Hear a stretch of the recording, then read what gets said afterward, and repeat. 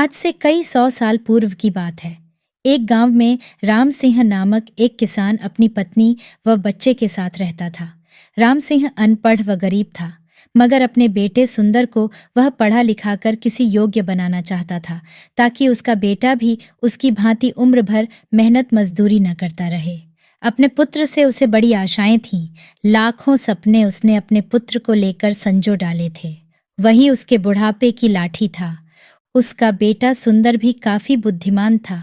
वह गांव के पंडित कस्तूरीलाल के पास जाकर शिक्षा ग्रहण कर रहा था। उसने भी अपने मन में यही सोचा हुआ था कि वह भी पढ़ लिख कर बड़ा आदमी बनेगा और अपने माँ बाप के कदमों में दुनिया भर की सारी खुशियाँ और सारे सुख लाकर डाल देगा। इंसान यदि किसी लक्ष्य को निर्धारित कर ले और सच्चे मन से उसे पाने का प्रयास करे, तो वह उसमें सफलता प्राप्त कर ही लेता है। ऐसा ही सुंदर के साथ भी हुआ। वह अपनी कक्षा में अच्छे नंबरों से उत्तीर्ण हुआ। सारे गांव में उसकी खूब वाहवाही हुई। अपने बेटे की इस सफलता पर राम सिंह का मस्तक भी गर्व से ऊंचा हो उठा।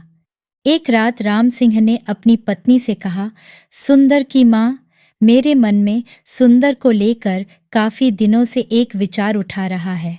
कहो जी। राम सिंह की पत्नी ने कहा, ऐसी क्या बात है? क्या सुंदर की शादी ब्याह का विचार बनाया है?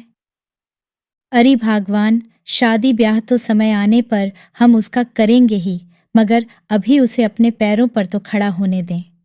मेरा तो यह विचार है कि क्यों न हम उसे शहर भेज दें, ताकि वहां जाकर कोई अच्छा सा काम धंधा सीखकर कुछ बनकर दिखाए। यहाँ गांव में तो बस मेहनत मजदूरी का ही धंधा है। पढ़ने लिखने के बाद भी यदि उसे यही धंधा करना है, तो पढ़ाई लिखाई का लाभ ही क्या है?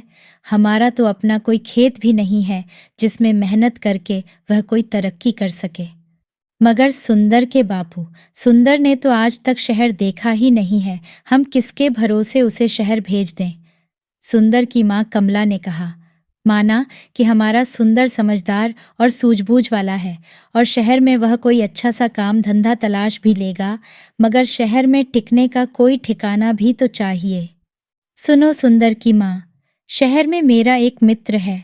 हालांकि हम दोनों वर्षों से एक दूसरे से नहीं मिले, मगर फिर भी मुझे उम्मीद है कि यदि मैं सुंदर को उसका पता ठिकाना समझाकर भेजूं, तो वह अवश्य ही उसे शरण देगा और रोजी रोजगार ढूंढने में वह सुंदर की सहायता भी करेगा। जी। बात तो आपकी ठीक है सुंदर के बापू, लेकिन मेरा मन नहीं मान रहा कि मैं अपने लाल को अपनी आंखों से दूर करूं। ऐसा तुम अपनी ममता के हाथों मजबूर होकर कह रही हो, मगर दिल से तो तुम भी यही चाहती हो कि हमारा बेटा तरक्की करे। इसलिए दिल को मजबूत बनाओ। सुंदर शहर जाकर कुछ बन गया तो हमारा बुढ़ापा भी सुख से गुजरेगा। और इस प्रकार राम सिंह ने अपनी पत्नी को समझा बुझाकर सुंदर को शहर भेजने के लिए राजी कर लिया। उसी शाम सुंदर जब अपने यार दोस्तों के साथ खेल कूद कर घर वापस आया, तो राम सिंह ने बड़े प्यार से अपने पास बैठाया और अपने मन की बात बता दी। सुंदर ये जानकर बहुत खुश हुआ कि उसका बापू उसे शहर भेजना चाहता है। वास्तव में सुंदर भी यही चाहता था कि वह किसी प्रकार शहर चला जाए और वहां कोई ऐसा काम धंधा करे जिससे उसका परिवार सदा सदा के लिए गरीबी से छुटकारा पाकर सुख भोगे। अतः पिता का प्रस्ताव पाकर वह बड़ा खुश हुआ और बोला, पिताजी, चाहता तो मैं भी यही था कि पढ़ लिख कर शहर जाऊं और अच्छी सी नौकरी करके घर की कमाई में आपका हाथ बटाऊं, मगर कहीं आप मुझे शहर भेजने से इनकार न कर दें। यही सोचकर मैंने आपसे अपने मन की बात नहीं कही। मगर अब जब आप स्वयं ही मुझे शहर भेजने के इच्छुक हैं, तो इससे अधिक खुशी की बात मेरे लिए भला और क्या हो सकती है। मैं अवश्य ही शहर जाऊंगा। और प्रकार दूसरे ही दिन राम सिंह ने उसे दीन दुनिया की ऊंच नीच समझाई और अपने मित्र का पता देकर शहर के लिए विदा कर दिया। सुंदर काफी सूझबूझ वाला समझदार युवक था। अपने माता पिता के दुख दर्द को वह भली भांति समझता था। वह यह भी जानता था कि गांव में रहकर तो उसका भविष्य अंधकार में ही डूबा रहेगा, जबकि उसकी इच्छा बड़ा आदमी बनकर अपने माता पिता को भरपूर सुख देना था। अतः खुशी खुशी वह शहर के लिए रवाना हो गया। शहर आकर सुंदर की आंखें चुंधिया गईं। खूब भीड़ भड़क्का, सजी संवरी दुकानें, तागे इक्कों का आवागमन। खैर, आश्चर्य से वह सब देखता सुंदर अपने पिता के कथित दोस्त से मिलने चल दिया। लेकिन जब वह पता के बताए स्थान पर पहुंचा तो पता चला कि उसके पिता का दोस्त रामचंद्र तो न जाने कब का मरखप गया और अब तो उसके परिवार का भी कोई अता पता नहीं था। यह जानकर सुंदर बहुत निराश हुआ और सोचने लगा कि अब क्या होगा। आशा निराशा तो जीवन में चलती ही रहती है, लेकिन सुंदर उन युवकों में से नहीं था जो हताश होकर बैठ जाते हैं। उसमें हिम्मत और आत्मविश्वास कूट कूट कर भरा था। उसने अपने आप को दिलासा दिया और बोला, बेटे सुंदर, निराश होने से कुछ नहीं होगा। अब शहर आ ही गए हैं तो कुछ करके ही लौटेंगे। माँ और बापू ने मुझसे बड़ी उम्मीदें लगा रखी हैं। मैं ही उनके बुढ़ापे की लाठी हूँ। अब शहर आ ही गया हूँ तो कुछ बनकर ही लौटूंगा। तुझे याद नहीं, गांव में मास्टर जी कहा करते थे, हिम्मत ए मर्दा, मदद ए खुदा। यानी जो लोग हिम्मत करते हैं उनकी मदद खुद भगवान करते हैं। अपने आप को इसी प्रकार हौसला बंधाता हुआ सुंदर पूछता पूछता एक सराय में आकर ठहर गया। उसने स्नान आदि से निवृत्त होकर थोड़ा आराम किया, फिर किसी नौकरी की तलाश में निकल पड़ा। वह जहां भी नौकरी मांगने जाता, दुकानदार उसके बातचीत करने के ढंग और उसकी सूझबूझ से प्रभावित तो होता, किंतु कोई जान पहचान न होने के कारण उसे नौकरी नहीं मिल पाती थी। इसी प्रकार कई दिन गुजर गए। सुंदर गांव से अपने साथ जो रुपया पैसा लेकर आया था, वह भी लगभग समाप्त होने को था। अब तो सचमुच सुंदर को चिंताओं ने आ घेरा। वह सोचने लगा कि काश शहर में उसकी कोई जानकारी होती तो अवश्य ही उसे कोई नौकरी मिल जाती। एक दिन की बात है, सुंदर थक हार कर एक पेड़ के नीचे बैठा मौजूदा स्थिति के विषय में सोच रहा था। उसे कुछ ही दूरी पर राज कर्मचारी पेड़ की ठंडी छांव में बैठे गपशप कर रहे थे। अनमना सा सुंदर उनकी बातें सुनने लगा। एक दूसरे से कह रहा था, कुछ भी कह भाई रामवीर, तू है बड़ा नसीब वाला। हम दोनों साथ साथ ही राज दरबार की सेवा में आए थे, मगर तू तरक्की करके राजा जी का खजांची बन गया और मैं रहा सिपाही का सिपाही। इसे कहते हैं तकदीर। तकदीर भी उन्हीं का साथ देती है गंगाराम, जो सूझबूझ और हिम्मत से काम लेते हैं।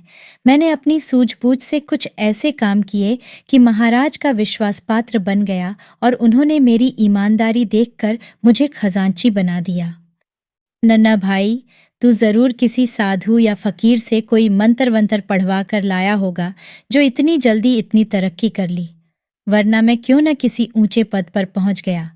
भैया, तू मुझे भी अपनी कामयाबी का राज बता। तेरे जैसे लोग इसी चक्कर में रहते हैं कि पकी पकाई मिल जाए और खा लें। अरे भाई मेरे, अगर इंसान में हिम्मत, हौसला, ईमानदारी, साहस और सूझबूझ हो तो वह पहाड़ को खोदकर नदी बहा दे।